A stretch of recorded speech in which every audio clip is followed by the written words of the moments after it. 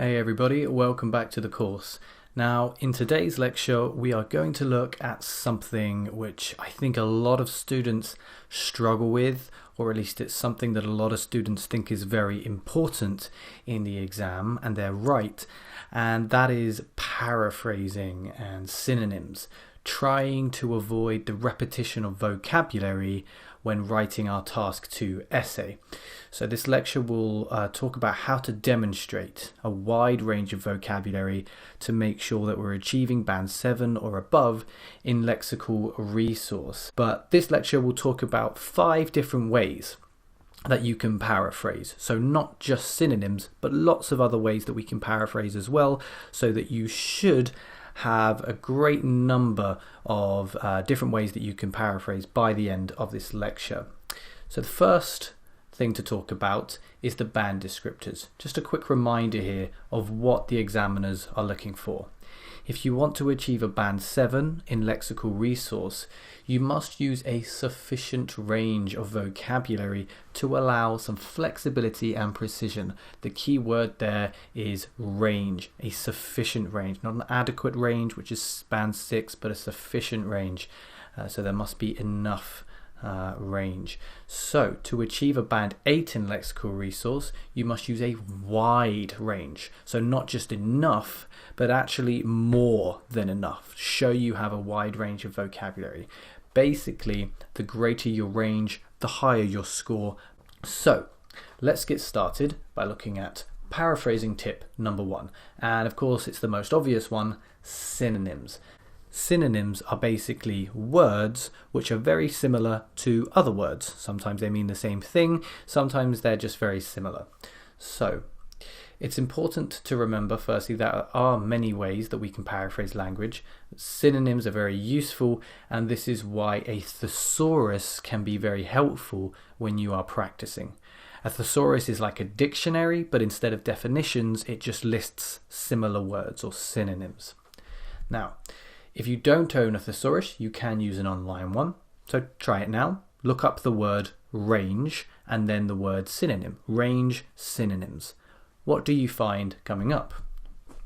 Array, assortment, collection, diversity, mixture, and variety are just a few of the words that appear under the word range. Do make sure you are researching the appropriate context of the word. Range can have a couple of different definitions, so do make sure you're looking at the right context of the word. So how can we use this when paraphrasing? Let's have a look at an introduction here. Synonyms particularly important in the introduction. We know that we need to paraphrase when we write our introduction to the task. Here is a question. A task 2 question. Some people believe that visitors to other countries should follow local customs and behaviours.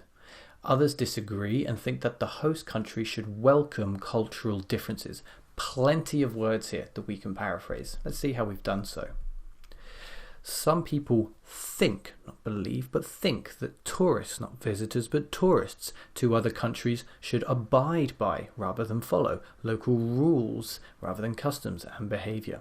Others dispute this instead of disagree and think that the host country should embrace rather than welcome cultural diversity rather than differences. Loads of different synonyms coming through here. Now, you do need to be careful because sometimes you can't just insert a synonym directly into the sentence. You do need to check that it makes sense. Certainly finding someone to correct your work, a tutor or a native speaker, can be the best way to do this. Also, the above introduction is okay, but it's clearly very reliant on a thesaurus. This can easily make language sound a bit unnatural. Now, check out Joey from Friends' letter. There's a link in the resources to get an idea of how a thesaurus can be misused. Very funny video. It really does highlight why you shouldn't be too dependent on a thesaurus. Now, paraphrasing tip number 2. Change up the word order. So the best way to paraphrase is to mix different paraphrasing skills together. Don't overuse or only use synonyms, but mix them with other techniques. One of those being changing the word order. Let's look at that task sentence again, just the first sentence here. Some people believe that visitors to other countries should follow local customs and behaviour. How have we mixed up the word order? Well, let's have a look. Some people think that local customs and characteristics, still using those synonyms, should be followed by tourists when they go to other countries. So what have we done here? Well, we've used a mix of synonyms, think, characteristics, tourists, and different word order. In this case, we've moved part of the sentence into the passive voice. So instead of the active, other countries should follow, we've turned it into the passive, characteristics should be followed by tourists. That's one way that you can change word order. English is fairly flexible, not entirely flexible, but fairly flexible. So think about how you can change word order when you're looking at your tasks. Right, paraphrasing tip number 3, word formation. Another way we can find greater range is to modify word formation. Discussed in a previous lecture, in fact the previous lecture to this one, there are often a number of different word formations for a single word. Let's have a look at the task again. Second sentence here. Others disagree and think that the host country should welcome cultural differences. Others dispute this, still got those synonyms. Others dispute this and think that a variety of cultures should be welcomed by host countries. Now what you can see here is, yes, again we've got those synonyms, dispute and variety, instead of disagree and differences, but there's also a change in word order. Again, we've got the passive voice and a change in word formation. Instead of the adjective cultural, we've been able to modify that expression and turn it into the noun culture. Sometimes you'll need to change more than just the formation. That's probably all the time really, because if you're changing the word formation, you're likely to need to change the grammar too. So keep that in mind. But word formation, another great way to find paraphrases. Paraphrasing tip number 4, antonyms. What are antonyms? Well, again, if you can't think of a synonym or you're struggling to change the word order or formation, then you should consider the opposite of the word you're trying to change.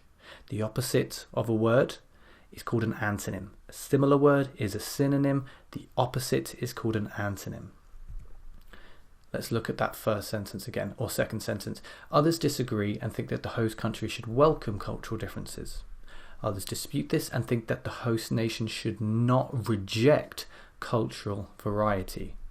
Once again, we have those synonyms, dispute and variety, but we also have an antonym. Reject. It's the opposite of welcome, and that is preceded by a negation, not.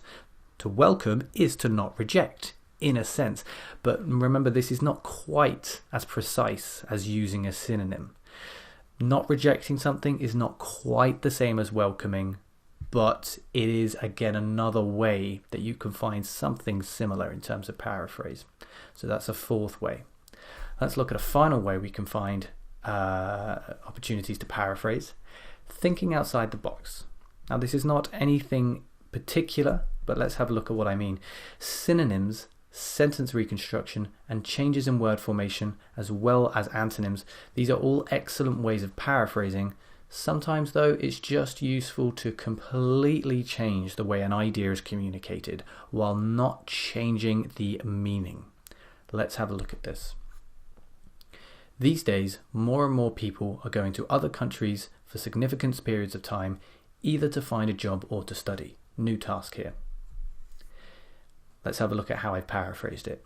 In recent years, the number of people choosing to move abroad, either for work or education, has increased substantially. So much is going on here. There's so much paraphrase, but in essence, more and more has been changed, not with a synonym, but with a change of the way that the idea is communicated has changed to the number of people has increased substantially. Then we've got a more general way of paraphrasing. These days we are going, and in recent years, instead moving the tenses has increased. These days with the present, in recent years with the perfect. So we have these synonyms again: work, education, abroad, instead of job and study and going to other countries. We also have a change in word order. We have a tense switch, present continuous to present perfect, and a complete change in the communication of an idea. More and more was changed to the number of something has increased. This is probably the hardest way to paraphrase, but it's definitely the most impressive as well. So if you're somebody that's shooting for a high 7 or an 8 or even a 9, this is what I would recommend that you practice. Now, having said all of that and talked about the importance of paraphrasing, I think it's important to just scale back a little bit and give a bit of advice on paraphrasing, which might seem a bit contradictory to what we've been discussing. And that is, although paraphrasing is an important part of achieving Band 7 or above, it is just one important part. Although it's important, don't overdo it and don't spend too long thinking about it. If you cannot think of a way to paraphrase within 10 to 20 seconds, just use the original wording. Then underline that expression, come back to it later if you have time. It's much more important to finish the essay and have time to check it than to run out of time for the sake of one paraphrased expression. Okay? So also read in English. Paraphrasing is not as easy as simply changing a few words around. As I mentioned earlier, Joey from Friends, you can see a great example of how using synonyms can be very problematic.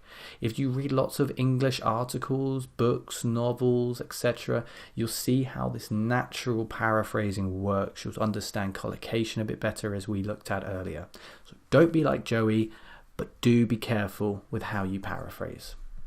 Finally, be selective with paraphrase. There are only so many ways to say parents, for instance. If you try to paraphrase a word like this too much, it's inevitable that you will lead to unnatural or inaccurate or inappropriate language. For example, guardians may be seen as a synonym of parents, but really it's not. A guardian is not the same as a parent, so be very careful and very selective with how you use paraphrase. So, those are 5 ways that we can find paraphrase: synonyms, word formation, word order, antonyms, and thinking outside the box. I hope that this lecture has given you a good idea and a bit more confidence about how to paraphrase. So I want you to go away and try to practice this skill with sentences that you see out and about in novels, in articles, etc., even in the in your practice, and see how it works for you with these 5 tips. And that brings this section to a close. If you do have any questions about lexical resource, about any of the skills that we've talked about, please feel free to leave them in the comments, and I'll join you in the next section, which will be on grammar. I'll see you there.